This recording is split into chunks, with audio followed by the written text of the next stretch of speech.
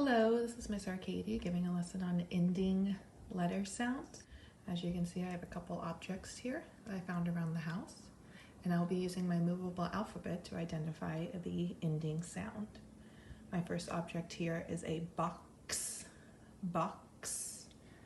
I identify my ending sound as an X, and I place the X on top of the box. My next object is a pen. Pen. I identify the ending sound as N. I look for my N and I place it on top.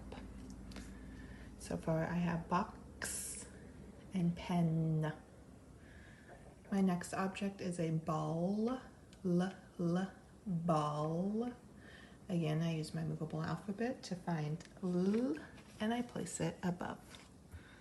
Ball, pen, and box. Going down the line, my next object is a plug. Plug, g. I find my g and I place it on top.